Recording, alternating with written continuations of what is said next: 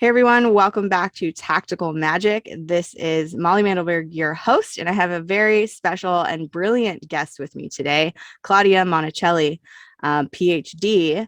And I wanted to bring Claudia on the show because she brings a vast array of experience in a lot of different areas. And most especially, she has a book which sounded very exciting to me, which is The Magic of Pleasure Seeking, which we will definitely be talking about in a little bit.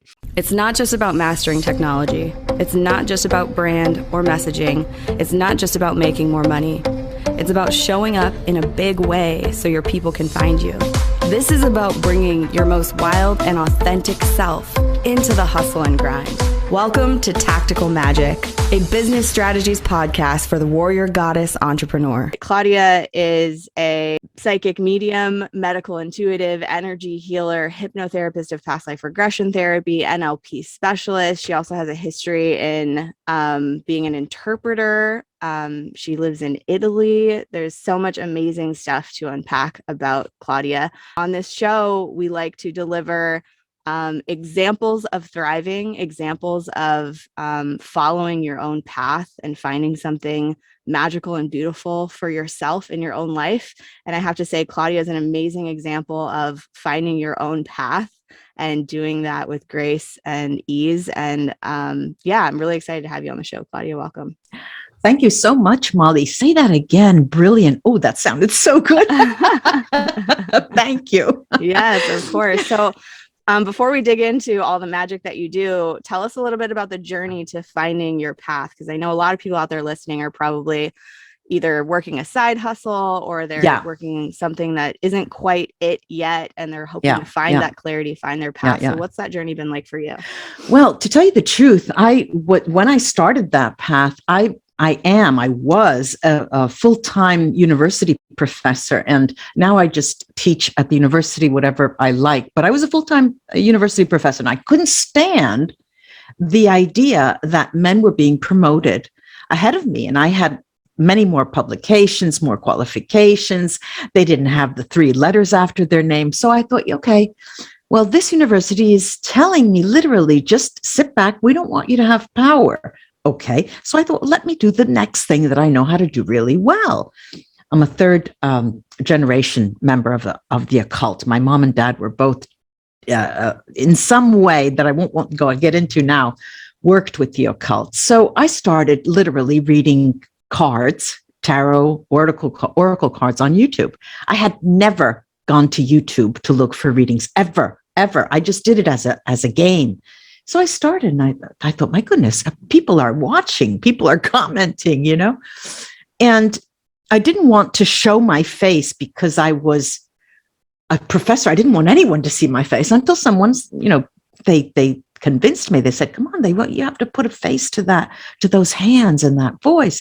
So I did. And then the channel really started taking off. And slowly but surely, I added services that I was prepared to do, that I had done in person, and shifted it online. And now the brunt of my work is basically being a psychic medium, talking to people, spirits who have passed, of loved ones who come to me, or soul therapy, which has to do with energy attachments that the soul takes on over the years because of several different reasons.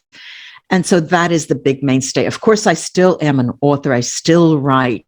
And I will then put pen to paper when with something like stories from the desk of a soul therapist, something like that's been on the back burner a while. But yeah, I was tired of fighting. I didn't want to fight men for my position. I just thought, let me just enjoy what I'm doing. So then I just wrote it out a little bit at the university until I couldn't take it anymore. And I said, well, goodbye. I'm leaving. And they still, tell me, come on, you have to there's a meeting in this commission and that commission. So I'm free. I'm literally free. And it's so interesting to see how productive you are when you call your own shots, when you do what you want to do. Okay, I have a podcast. too. It's called Multiple Voices. And I set a disciplinary schedule for myself and I abide by the rules. But hey, if I don't get it one day, if I don't put it up, no one's going to, smack me around or anything. And I'm really more productive than I've ever been before in my life and more creative than I have ever been before in my life. I went back to playing the piano, if you could believe that. Something I hadn't done since I was a child. But there's a lot to be said about having freedom, but freedom is also a curse and a blessing because we all have to pay our bills, right? And it is that paying our bills and paying for your upkeep that more or less drives most of the people who are listening, I think. But it's one thing to do it because you want to do it and you have your own style and quality. And it's another thing to have someone else. While you were present to the dissonance of the career path that you had found yourself on, you allowed yourself to explore the deeper passion that you had sort of as a side thing. And that by following that, by being willing to show up and do the work, by getting on YouTube, which is a lot of work. It's a lot of work. Yeah. Sometimes it can be easier if you have a system in place, but by allowing yourself that space to explore what you were interested in, what you were curious about, what you already had a knack for, that became something, and it became something big enough that you could really question, do I want this, career path that I have found myself on or not? Actually, and that I think is such an important choice for people to make is, yes, I'm busy. I have a full-time job and I have this thing tapping me on the shoulder that I know fills my cup up so well. I'm going to give myself the space and time to explore that too and see if it becomes something. And that willingness to be curious and show up for that, I think makes all the difference in the world. And since last time we talked, I actually opened a space on my website that has my name, ClaudiaMonacelli.com, to another hat that I have is how to move with grace and avoid pain and remove pain. And currently I put it up on my website, packages of 4, but I'm offering a free lesson, a first free lesson, all online these are. Fascinating. It's based on the Feldenkrais method. You learn how to move and your mind changes, your perspective changes, the way you think changes. I had taken this up again when I was stuck writing. I just couldn't get anything out on paper, and I had a couple of toes broken because I was dancing, and I must have been making some mistakes. But then I decided to become a practitioner, and that is a whole different business that I started about 4 or 5 months ago, and it's fabulous. It's one of the most interesting things I love to do. I'm also a voice coach using that Feldenkrais method. But when you do something you love that gives you pleasure, then everything just, money grows on trees. And I know that we don't say that anymore, but I feel that they do grow on trees. In Italian, we say it's like your nails. You cut your nails, but they grow back, Yeah. And but that's the way it happens for me. Yeah. The beauty of it is when you're willing to follow that curiosity, when you're willing to explore that new modality or that new passion of yours, it will become something if you allow it to. It's like the path unfolds before you as you start walking on it.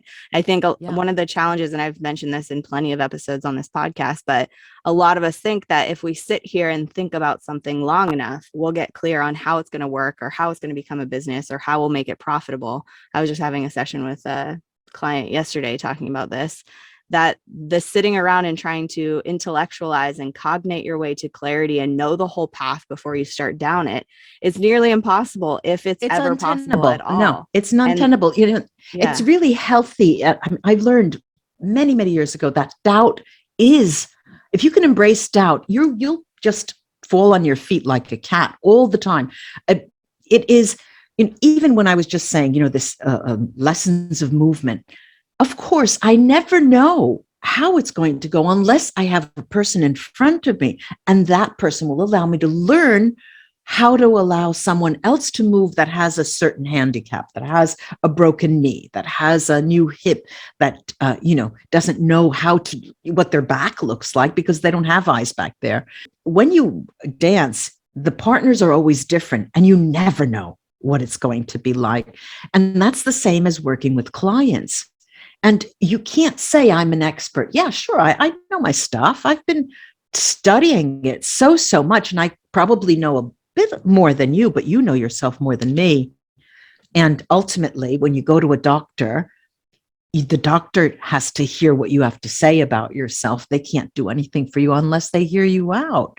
And so, it's this two-way street with a client that's really, really important, leaving that window open for change on your end, changing the way you extend yourself to them. Yeah. I love that too. And I know from personal experience that having that somatic practice or something going on with your body is a huge tool for transformation. It's amazing what your body stores and carries, and that through movement. I mean, if you think about a dog shaking itself, after something scary happens or exciting happens, it shakes it off. We don't do that as humans. We try to just stand around as if, nothing happened, but there's things stored in our body that want to be shaken loose, and that can have huge transformational qualities. I went to ecstatic dance for the first time. What is that? Probably a decade ago. Oh man, you would love it. What is it? Ecstatic Dance is a community that's worldwide. There are dances happening, usually Sunday morning, like dance church, and sometimes on Wednesday, Thursday, Friday nights. Wow. But it's all over the world, in almost any city you go to. Probably not so much right now because of COVID times, but almost any city you go to, you can find ecstatic dance communities. And there's a couple rules. One is there's absolutely no talking. Two is there's some like signs you give. If somebody wants to dance with you, you can just put your hand over your heart, like, no, I'm dancing alone right now. But the permission that you have, because nobody's talking, that means that there's nobody standing around judging you, because nobody's allowed to talk about you because nobody's talking. And everyone is there simply to move, simply to allow their bodies and explore how their bodies want to move and be. I'm going to look it up. Yeah, it's amazing. And the first time I went to it, probably over a decade ago, I was in a very long pattern of judging my body and judging myself and judging how I move in the world. And it was so expansive to suddenly start realizing that no one cares how my body's moving, and I can move my body however it wants to move, and it likes to move. And I dance a lot more in my life now since I've gone to those experiences. But there's transformation in so many different ways, and movement is a huge one. Yeah, it's a real huge one, because it changes the way you think, and not only of your physical aspect, but the way you even see others. It's fantastic. It's fantastic. And really, we can't live without moving. I mean, if you are petrified, if you cannot move, and you slowly die, that there's no way out of that. Yeah. It's fascinating, really, how to learn to move. Yeah, it's really fascinating. Ecstatic dance, huh? Yeah. Oh man. I'll see what they have here in Rome. It's fun just to be around so many other bodies that are fully allowing themselves to move too, because we don't see that very often in life. Tell us more about the magic of pleasure seeking and what that means. Yeah, well, the magic of pleasure seeking is due to come out this year. It's a book that I initially started as an academic publication. And when my publisher in Amsterdam said, "Oh yeah, give us chapters, let's show, tell us what's going." Yeah, I said, "No, I can't do another book for an academic world where nobody reads it." So then I had a woman in the United States, a friend of mine who is a language consultant, a writing consultant. She's a ghostwriter, actually. And I asked her to help me with the American market. What is it like? Because it's completely different from other markets. And so what my original project was, the title was Women of Power. And the idea was to study how women are represented by the media. Women who not necessarily have a position of power, but who are powerful. Well, that morphed into the magic of pleasure seeking, where I still work with the notion of power, how we can have power, cede power when we want to. And I work with archetypal psychology. Each chapter has represents an archetype. There's the goddess, there's the queen, there's the four faces of fear, the prostitute, the virgin, the child, all of these, and the witch in the end. And the notion is how to tap into your energy and others as you interact in all contexts. There's a special area that talks about relationships, not only on the workplace, but also romantic relationships, and trying to make people understand how it's more important to be able to stand on your own 2 feet, literally, than to try to, walk in parallel with someone else. And, you won't be able to do that unless you can learn how to walk on your own 2 feet. But it's a fun book. It's an interactional book. There are exercises in it as well. It's fun. I'm having fun writing it as well. Yeah. Or else I couldn't write it if I wasn't having fun. No, absolutely. Yeah. And that's sort of the basis of it, is the seeking of pleasure and what that can create in your life. Yeah. I love that. So you have a lot of different modalities and a lot of different tools, and I'm curious, what of them have had the biggest transformational effect on your own life? Learning and teaching of movement. I think that's had the greatest transformational effect, because it transformed the way I think and the way I interact with people, because I'm a person who works very fast, and I was really good at it. I'm still very, very good at it. But when you're living, you really have to take things. Well, I guess I hate the word. I really hate the word be mindful and mindfulness. I can't stand that word, because it forces me to stop and walk slowly. It's something that I'm not used to. And the method that I use to teach and learn movement has helped me change the way I think. I'm still working at it. It's so, so difficult. I go swimming 2 or 3 times a week and get it out of my system. So I can go fast or slow, but I'm not fast. I'm a slow swimmer, but I get the job done. That, I think, is the most important thing that has happened in my life, because the method, especially the hands-on part, because there's classes where you teach people to move, but then there's something called functional interaction, where you put hands on to the person on a table, Feldenkrais table, which is low and very, very wide, but the person is dressed, and you work with their skeleton. And there you have to be very, very slow in being able to move the person in relation to the way they breathe. And it takes, and that too, learning that was very, very difficult for me, because I tend to have a rough touch. And then I realized it was counterproductive. And then I went very, very fast, and it didn't do anything. So it has helped me slow down. I thought Argentine tango was going to make me slow down. The first lesson in Argentine tango many, many years ago, they said, well, the man leads, because in Italy, they have the male or the female role. In the United States, they call them the leader and the follower. So they say the man leads, the women wait. And I thought, oh God, I'm not going to do this. I can't do that. The teacher said, the woman teacher of the couple said, well, look, you have an option. Women have the option of saying no. You just turn your head. You don't make the eye contact. And I thought, well, that's a minor.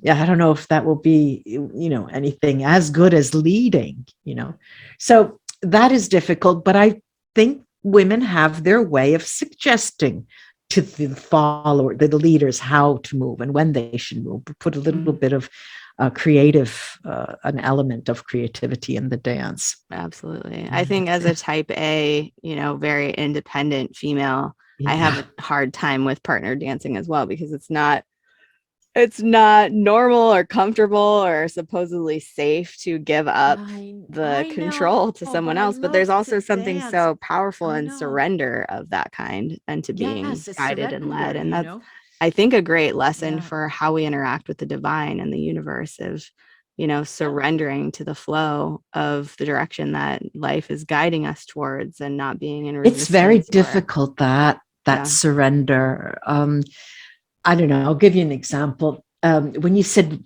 our bodies hold in so many things, and I was thinking while you were talking, I'm thinking, boy, if I ever told her every single night I watch these stupid TV series and bawl my eyes out, that's where the emotions come out, Right. and they do come out. And I need that, just like the air that I breathe, or else I'll be, ruin my body.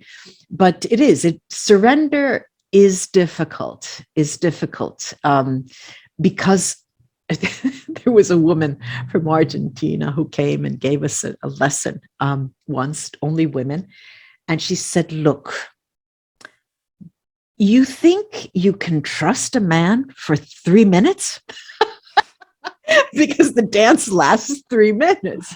And it, made you laugh, because it is 3.5 minutes. How long you have to trust them. You have to have them lead you, But it is, I guess, it's a matter of trust, and it depends on how you grew up and how your parents were. And the idea of trust is quite different for everyone as well. Yeah. But I'm tired of being a type A, though. I don't like to be a type A. Yeah, I'm practicing, giving up control a little bit by little bit to see what it's like. And I think, again, that practice of interacting with the universe in that way of saying, hey, here's what I desire. Here's what I want to create. Here's who I'm hoping to become. Show me the way. Show me the opportunity. Show me the direction to move. I'm willing to be led by my body or by the universe or by whatever higher consciousness is at play here, and then see what shows up. I did that instead of thinking I'm the source and the creator of absolutely everything. I think about, I guess it's now 2 months ago, and I thought, let me just call on higher powers, because I know my guides. I talk to my guides every day. I know all, but I wanted major big players, people that through me, since I'm a psychic medium, could do something that I didn't have to decide to do, right? Mm-hmm. So I think there were 5 of them, 5, 6, maybe. I have them written down. And they were telling me that, yes, write your book, Magic of Pleasure Seeking. Fine. You're going to have whatever book you want to write. It'll get out in one way or another. We would like to get messages out as well. So in the mornings, every morning I had this practice for about, it must have been a month. I would pull out my tablet and use the microphone and just channel what they were saying to me. And it was so interesting. It was so interesting to hear. Of course, there was some, how it is when you work with a microphone on a word processor, but today they're so easy and they're so clear cut. It's easy to understand.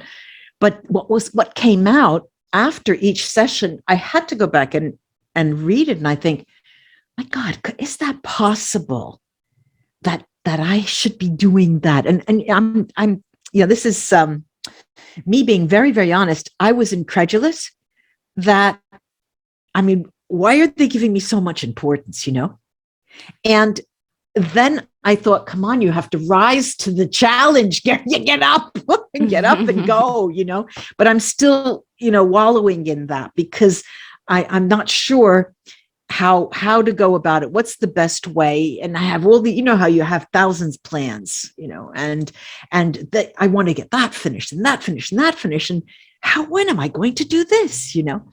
But you're right about surrendering to the divine, because at one point in time, how much do you really want to achieve? I was asking myself the other day, what are you doing? Don't you ever give up? And I thought, how much energy do I have? Could I? Of course I have. I run around people all the time, but I'm thinking to myself, there must be a time when I stop that.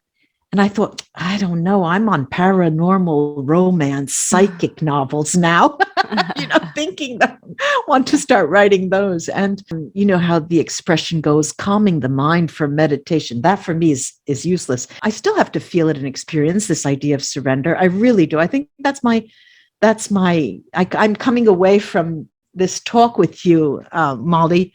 That is my next challenge. Yeah, my next challenge. A beautiful unfolding of the next opportunity. Yeah, opportunity. Yeah, that's right. Awesome. Yeah.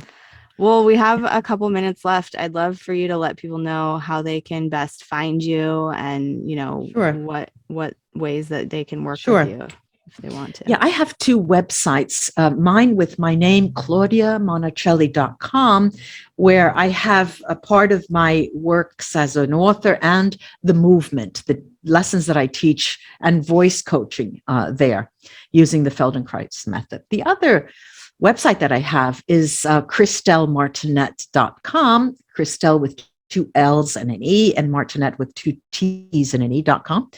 And there is all of my psychic work, my hypnotherapy, past life regression, everything is there.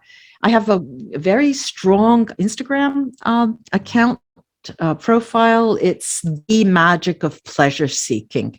And I'm there 3-4 times a day.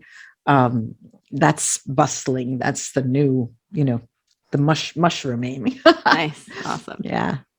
But for the rest, I don't know. I'm going to be looking. I wrote it down. Ecstatic dancing. That's something new. I'm going to find. I'll let you know if I find something here I'm close sure by. Probably great in Italy too. Yeah. Well, I'm curious. Yeah. And Facebook, my name, Claudia Monacelli. YouTube channel, Claudia Monacelli. LinkedIn, Claudia Monacelli. But more than that, they can write to me directly as well through my websites and find, any questions. I'm not a person who does tutoring